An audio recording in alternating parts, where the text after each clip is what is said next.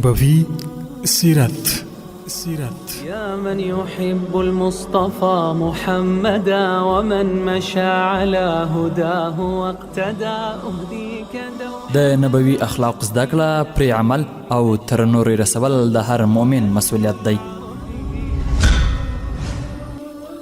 زمون خوږ پیغمبر صلی الله علیه وسلم له خوږ ژونده خبر یی. هغه مبارک په ماشومتوب ځوانۍ او پاخه عمر کې څنګه ژوند کړی. ولی ټوله دنیا کې تر ټولو ګران او محترم دی د رسول الله مبارک صلی الله علیه وسلم د ژوند خوږې کیسې. ټولنه کې ژوند، د کفارو پر وړاندې مبارزه او جهاد او د مبارک د لوړ شخصیت نور اړخونه ټول په نبوي سیرت خپرونه کې اوریدلی شئ. نبوي سیرت هر شنبه او دوشنبه ماسپښین په 1 بجه او تکرار یک شنبه او 3 شنبه په همدې وخت له هوریت رادیو نشریږي. نبوي سیرت.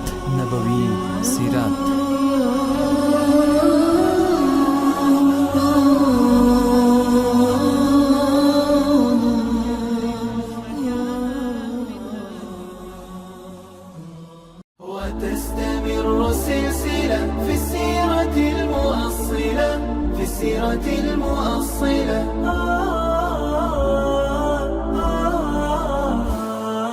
قد صبر العباد فكتب الجهاد فشمروا وجدوا رمى النبال سعدوا. أعوذ بالله من الشيطان الرجيم. بسم الله الرحمن الرحيم. دا هوریت رادیو ډیرو درنو او قدرمنو اوریدونکو، السلام علیکم ورحمت الله وبرکاته. په دې هیله چې جوړ او روغ به یاست او د ژوند چارې به په ډېرې خوښۍ او سلامتیا در باندې تېرېږي. دا د یو ځل بیا د سیرت النبي صلی الله علیه وسلم د خپرونې وخت را رسېدلی دی. د وړاندې کولو لپاره یې زه روحاني ستاسو په درنه خدمت کې حاضر سوی یم. خدای دې وکړي چې زموږ د پای تر شېبو ملتیا وکړئ. في السنة الثانية للهجرة الغالية تحويل وجه القبلة من قدسنا لمكة. قدرمنو اوریدونکو، موږ او تاسو د خیبر او د وادي القرا د غزاګانو اړوند یادونه کول. درنو اوریدونکو، خیبر له مدینې منورې څخه 150 کیلومتره فاصله کې شمال طرف ته پروت ښار و او هلته یوه کلا وه چې د خیبر په نوم یادېدله. دا ځای د شنو ورشو او پټیو څخه ډک و او همدارنګه ډیر کلي پکښې کې آباد وه. خو د هوا د خرابوالي له امله اوس هلته یوازې یو کلی اوسېده. د دې غذا سبب درنو اورېدونکو داسې و چې رسول الله صلی الله علیه وسلم چې قریشو سره د حدیبیې تړون لاسلیک کړ، نو له دې امله د 3 دشمنو اړخونو څخه د یو قوي دشمن د شر څخه په امن کې سو. نو یې غوښتل چې د پاتې 2 اړخونو یعنی یهودانو او د نجد له خلکو سره هم خبرې وکړي، تر څو د روغې په نتیجه کې شر ختم او هرې خوا امنیت ټینګ سي او مسلمانانو وکولی سي چې د پخوانۍ او همیشنۍ ستړیا څخه خلاص سي او د الله تعالی دین ته د خلکو بللو دندې ته په پوره زړورتیا او ښه توګه بیکاره سي او دوی وکولی سي چې هر پلو ته په پوره امن او امان سره د الله جل وعلا د دین پیغام ورسوي. دا چې درنو اورېدونکو، خیبر د دشمن د دسیسو یوه ستره بټۍ وه، د نظامی هلو ځلو او تربیت ستر مرکز و، د جنگونو، لانجو او فتنو جوړولو او خپرولو لوی ښوونځی و. نو اړتیا وه چې مسلمانان له نورو ټولو اړخونو څخه مخکې اول د همدې طرف ته پام او توجه وکړي. دا خبره درنو اورېدونکو د څېړنې وړ وه چې خیبر په رښتیا هم همدومره سخت او فتنور ځای و که نه. دا خبره هم د یادولو وړ ده چې همدغه د خیبر خلک و چې د مسلمانانو پر خلاف یې بېلابېلې کورنۍ یوځای کړې وې.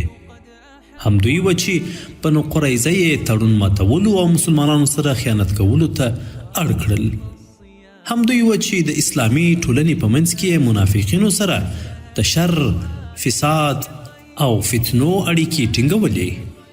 او همدغه د خیبر خلک و چې د غطفان او نور اطرافو اوسیدونکي عربان یې د مسلمانانو په خلاف هڅول او پروله. دوی و چې خپله یې هم ځانونه جنګ ته تیارول او نور یې هم هڅول، او د همدغو ګډو هلو ځلو او شومو غوښتنو له امله یې هر وخت مسلمانان له ازمایش سره مخ کړي وه. نو پایله داس وه چې د رسول خدا صلی الله علیه وسلم د قتل لپاره یې هم ګام پورته کړ. همدا وجه وه درنو اورېدونکو چې مسلمانان اړ سول تر څو وخت په وخت د دوی پر خلاف چریکي بریدونه ترسره کړي، تر څو یې له شر څخه په امن وي. مسلمانانو په دې برخه کې د شومو پلانونو او دسیسو بنسټګران او استادان سلام بن الابي الحقیق او اسیر بن رضام یې له خپلې مخې پناه کړ. خو درنو اورېدونکو دې کار بسنه نه کوله. مسلمانانو ته پکار و چې د یهودانو د شر څخه د خلاصون په موخه یې له دې لوړ ګامونه پورته کړي وای. خو حالات جوړ نه و او مسلمانانو په دې برخه کې ځکه وروستوالی وکړ چې تر اوسه له دوی څخه سخت دشمن یعنی قریش د جنگ په میدان کې توره په لاس ولاړ وه. او هر کله چې قریش د حدیبیې د صلح وروسته یو اړخ ته سول، نو اوس وار را ورسید چې د خیبر له ورانکارو سره تور او سپین معلوم کړي او خبره یو اړخ ته کړي. في السنة الثانية للهجرة الغالية تحويل وجه القبلة من قدسنا. اسلامي لشکر د خیبر په لور. امام ابن اسحاق رحمه الله وایي چې رسول خدا صلی الله علیه وسلم کله د حدیبیې له تړون څخه راستون سو، نو د ذوالحجې پوره میاشت او د محرم الحرام د میاشتې څو ورځې پاتې سو او پاتې ورځو کې د خیبر پر لور روان سو. د تفسیر علما وایي چې الله تعالی په دغو مبارکو آیاتونو کې د خیبر د فتحې ژمنه کړې وه. بسم الله الرحمن الرحيم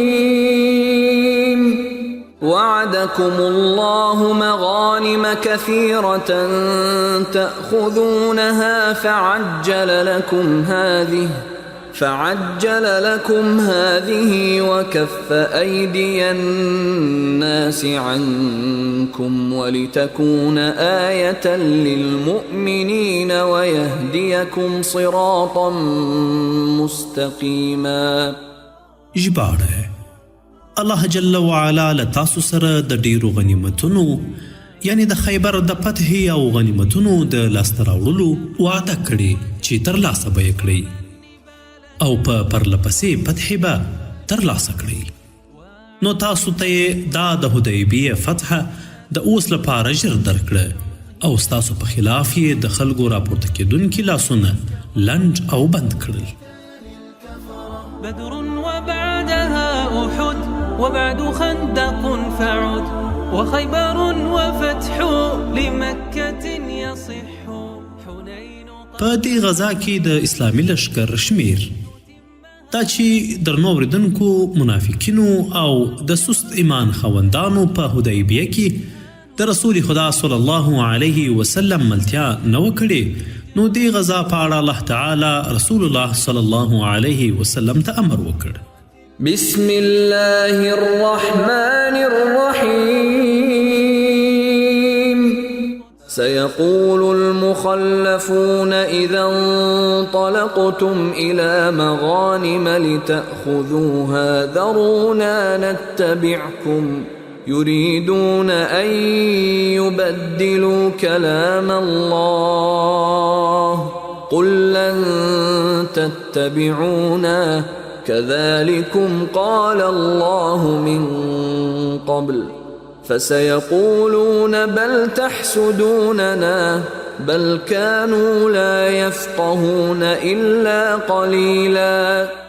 ژباړه: کله چې تاسو د غنیمتونو د ټولولو لپاره ځئ، نو کوم خلک چې له تاسو شاته پاتې وه هغوی به ووایي چې موږ هم له ځان سره پرېږدئ چې ستاسو سره ولاړ سو.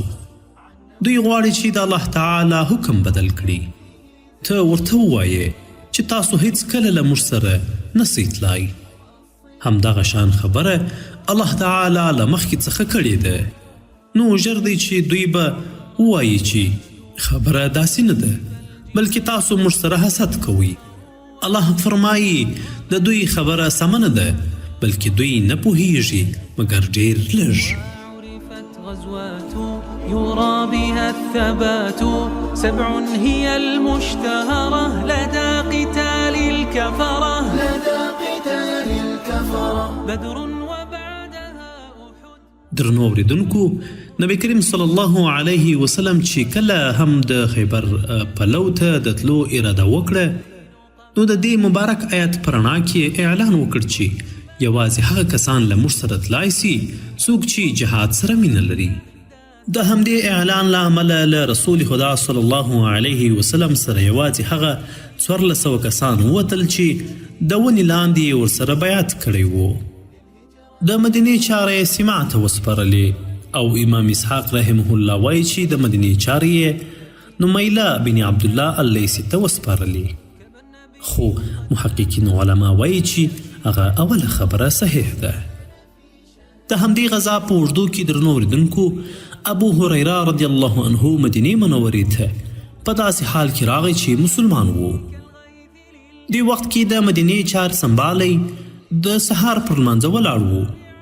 له لمانځه څخه وروسته یې ابو هریره رضی الله عنه ته د لارې توشه ورکړه. ابو هریره رضی الله عنه او د ملګري رسول الله صلی الله علیه وسلم ته د خیبر له فتح وروسته ورسېدل. رسول خدا صلی الله علیه وسلم صحابه کرامو سره د مشورې وروسته ابو هریره او ملګري هم د غنیمت په مال کې شریک کړل.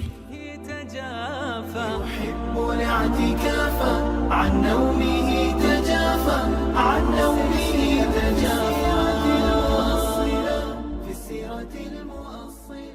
یهودانو سره د منافقینو خواخوږي. حال ته په کتلو سره درنو اوریدونکو منافقینو له یهودانو سره د خواخوږۍ په خاطر هڅې پیل کړې. له همدې امله د منافقینو مشر عبدالله بن ابی بن سلول هغوی ته داسې ځواب ولیږه چې محمد صلی الله علیه وسلم ستاسو خواته د روان سوی دی، نو تاسو هوښیار اوسئ خو ویره ورڅخه مه کوئ ځکه چې تاسو د شمیر او قوت له مخې له دوی ښه یاست. محمد سره یوازې بې سره او بې سامانه څو تنه دي چې مکمله اسلحه هم نه لري. درنو اوریدونکو، د خیبر خلک چې د نبی کریم صلی الله علیه وسلم له ورتګ څخه خبر سول نو قنانه او هود بن قیس یې د غطفان قوم ته ولیږل چې کومک ورڅخه وغواړي ځکه چې دوی د خیبر خلکو سره تړون درلود او مسلمانانو سره وران وه. یهودانو ورسره دا هوکړه او ژمنه هم وکړه که مسلمانانو ته یې ماتې ورکړه نو د خیبر نیمایي حاصلات به د دوی وي. رسول خدا صلی الله علیه وسلم او صحابه کرام خیبر ته د تلو په موخه د عسر له غره څخه تیر سول او صحبا ته ورسېدل. بیا له هغه ځای څخه د رجیع په نوم درې ته ورسېدل. مخکې چې کوم رجیع ذکر سوی و درنو اوریدونکو هغه نه دی. د دې رجیع درې او غطفان ترمنځ د یوې ورځې او شپې په اندازه مزل دی. له بله پلوه د غطفان خلکو هم ځانونه برابر کړل او د خیبر خلکو ته کومک ته روان سول. خو په لاره کې د شا له خوا څخه سختې چغې او شور تر غوږ سو. دوی ګمان وکړ چې مسلمانانو یې په کورونو او مالونو برید کړی دی. دوی سره خپل غم سو او خیبر یې پرېښوده چې مسلمانانو ورسره هر څه کوي هغه دې وکړي. عن نومه تجافى في السيرة المؤصلة.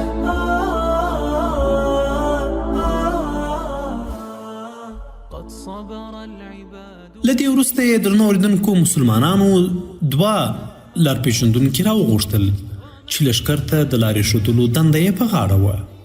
د دوی څخه د یوه نوم حسیل و. دوی ته وویل سول موږ په داسو لارو بوځئ چې خیبر ته د شمال له اړخ څخه د شام له طرفه ور داخل سو. له دې امله به وکولی سو چې هم شام ته د یهودانو د تښتېدلو لاره بنده کړو او هم به د خیبر د خلکو او غطفانیانو د تګ لاره بنده سي. له دوی څخه یو رامخکې سو او ویې ویل د الله جل وعلا رسوله زه به مو په یوه ډېره ښه لاره بوځمه. بیا د کاروان په سر کې روان سو. کله چې داسې ځای ته ورسېده چې څو لارې خیبر ته تللې وې نو ویې ویل د الله جل وعلا رسوله دا ټولې لارې خیبر ته ورغلي دي، اوس تاسو خوښه ده چې پر هره لاره ځئ ورځئ. رسول خدا صلی الله علیه وسلم وفرمیل ما ته د دې هرې لارې نوم واخله. لاره ښودونکو څخه یوې لارې ته په اشاره وویل د دې نوم حزن یعنی سخته او کږه لاره ده. رسول خدا صلی الله علیه وسلم وفرمیل پر دې لاره خو نه ځو. هغه بل وویل د دې نوم شاستی یعنی جلاوالی او ټوټه ټوټه کیدل دی. رسول خدا صلی الله علیه وسلم دا لاره هم خوښه نه کړه. هغه بلې لارې ته په اشارې وویل د دې نوم حاطب دی یعنی لرګي ماتونکی. رسول خدا صلی الله علیه وسلم دا هم خوښه نه کړه. لار پیژندونکي ورته وویل اوس نو یوازې یوه لاره پاتې ده. عمر رضی الله عنه وویل د هغې نوم څه دی؟ لار پیژندونکي وویل نوم یې مرحب یعنی پراخوالی دی. نبی کریم صلی الله علیه وسلم د نوم په اورېدو سره همدغه لاره خوښه کړه. قدرمنو اورېدونکو د دې لارې په اوږدو کې سلمه بن الاقوع رضی الله عنه وایي چې موږ د خیبر په لاره د شپې له رسول الله صلی الله علیه وسلم سره روان وو. له موږ څخه یوه تن عامر ته وویل عامره څنګه دې خوښه ده چې له نویو شعرونو څخه دې موږ ته یو څو اشعار ووایې. بیا هغه وویله ژباړه ای الله که ته نه وای نو موږ له سره لار نه سوی موندلی، نه مو صدقه او خیرات کولی سوه او نه مو هم لمونځ کولی سو. موږ له تا څخه ځان قربانوو، موږ ته بخښنه وکړه. که موږ متکیان یو او کله چې موږ له دشمن سره مخ سو نو زموږ پښې کلکې کړه، او کله چې موږ مقابلې ته دعوت سو نو پر موږ ډاډ او سکون نازل کړه. ځکه د مقابلې په وخت کې زموږ پښې سستې وي او لړزیږي، او د مقابلې په وخت کې خلکو پر موږ اعتماد کړی دی. د شعر په اورېدو سره درنو اورېدونکو نبی کریم صلی الله علیه وسلم وفرمیل دا شعرونه څوک وایي؟ جواب ورکړل سو چې عامر بن الاقوع دی. رسول خدا صلی الله علیه وسلم وفرمیل الله عز وجل دې رحم پر وکړي. د مجاهدینو له ډلې یوه تن وویل د الله تعالی رسوله لکه چې د شهادت مرتبه یې په برخه سوه، د هغه یعنی عامر زموږ سره نور پاتې کېدل دې ولې پر موږ پیرزو نه کړل؟ کاشکې چې لږ نور هم موږ سره ژوندی وای. صحابه کرامو ته معلومه وه چې کله رسول خدا صلی الله علیه وسلم د غزا په دوران کې چاته د بخښنې دعا وکړي نو دا د دې دلیل وي چې دغه کس به په همدې غزا کې شهید سي. له عامر سره هم داسې وسول یعنی شهید سو. له همدې امله صحابه کرامو غوښتل چې کاشکې ورته د اوږد عمر دعا سوې وای چې له موجودیت څخه یې موږ ګټه پورته کړې وای، خو الله تعالی او د هغه رسول ښه پوهیږي. قد صبر العباد فكتب الجهاد فشمروا وجدوا رمى النبال سعدوا. درنو اورېدونکو په لاره کې چې کله صحابه کرام د یوې لویې کندې څخه پورته سول نو د تکبیر غږونه یې پورته کړل. رسول خدا صلی الله علیه وسلم ورته وویل لږ کرار تاسو کوم کون او غیب ته غږونه نه کوئ، بلکې الله تعالی ښه اورېدونکی او ډېر نږدې دی.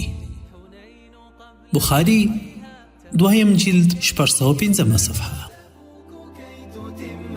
وقد جرت أحداث بخيرها نغاث في السنة الثانية للهجرة الغالية.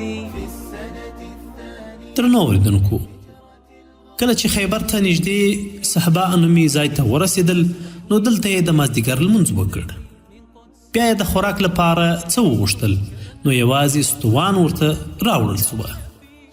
رسول خدا صلی الله علیه وسلم خپله هم وخوړل او صحابه کرامو ته یې هم ورکړل. بیا د ماښام لمونځ ته پورته سول. رسول خدا صلی الله علیه وسلم یوازې خوله ومینځله او نوی اودس یې ونه کړ ځکه چې اودس یې وو. صحابه کرامو کې چې د چا اودسونه وه هغوی هم یوازې خولې ومینځلې او تازه اودس یې ونه کړ او له ماښام وروسته یې د ماخوستن لمونځ هم وکړ. والجود والقيام يدارس القرآن مع جبرائيل كان يحب الاعتكاف عن نومه تجافى. اسلامي لشکر د خیبر تر دیوالونو پورې. درنو اوریدونکو، مسلمانانو د سفر هغه اخیری شپه چې سبا ته یې جنګ کیږي دا یې خیبر ته نږدې وکړه، خو یهودان خبر نه وه. دا د رسول خدا صلی الله علیه وسلم عادت و چې کله به کوم قوم ته د شپې ورسېدی نو د شپې به یې ورسره غرض نه کوه. کله به چې ښه سهار سو نو بیا به یې ورباندې برید کوه. د دې شپې په سهار رسول خدا صلی الله علیه وسلم لمونځ ته په ډېرې تلوارۍ سره راپورته سو او په ډېرې تلوارۍ کې یې وکړ او بیا د خیبر پر طرف روان سو. یهودان بیخي بېخبره وه چا سره لور او د چا سره رسۍ وه او د خپلو کښتونو او فصلونو په طرف باندې روان وه. خو کله چې دوی په ناڅاپي توګه له لښکر سره مخ سول نو چیغې یې کړې او په ځغاستو سره د خپلو کورونو پلونو ته په داسې حال کې ولاړل چې داسې غږونه به یې کول: والله محمد د خپل لښکر سره راغلی دی. رسول خدا صلی الله علیه وسلم چې د دوی ځغاستې او چیغې ولیدلې نو ویې فرمیل: الله اکبر، خیبر وران سو. الله اکبر، خیبر وران سو. کله چې موږ د کوم قوم خواته ورسو نو د ویرول سویو خلکو سهار ډیر خراب وي. دلته درنو اوریدونکو، رسول خدا صلی الله علیه وسلم د خپلو مجاهدینو لپاره یو مرکز غوره کړی و. حباب بن منذر رضی الله عنه راغی او یې ویل: د الله تعالی رسوله، دا ځای درته الله تعالی د وحی په ذریعه غوره کړی او که ستاسو د جنګي تکتیکونو څخه دی.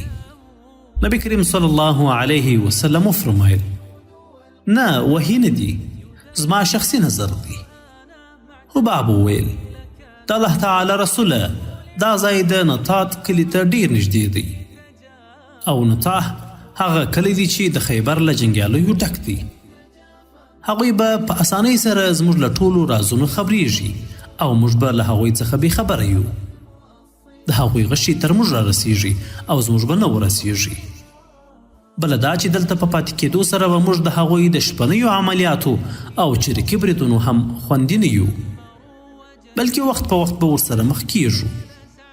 دا ځای د خرماو منځ دی او ځمکه یې هم بیکاره ده. زه وایم ښه به دا وي چې د دې ځایه یو مناسب ځای ته مرکز انتخاب کړو او نقل کړو.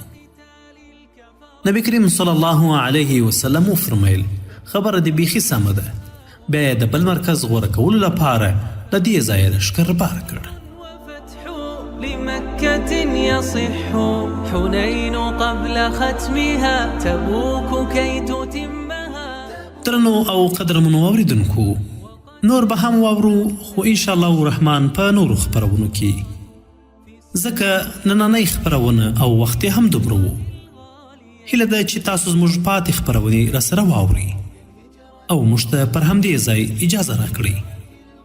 تاسو پر لوراند او مهربانه څښتن سپارو. موږ له خپلو نیکو دعاګانو مه هېروئ. پاتې شېبې مو نیکمرغه. السلام علیکم ورحمة الله وبرکاته. وفرض الصيام يزهو به الإسلام في شهر القرآن كالغيث للإنسان وشرعت في الشهر لنا زكاة الفطر صام النبي بالعدل.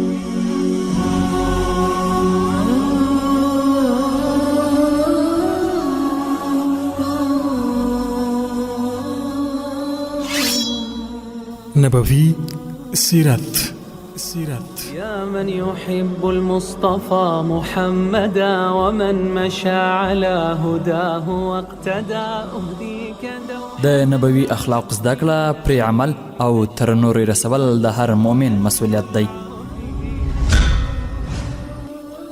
زمون خوږ پیغمبر صلی الله علیه وسلم له خوږ ژونده خبر یی.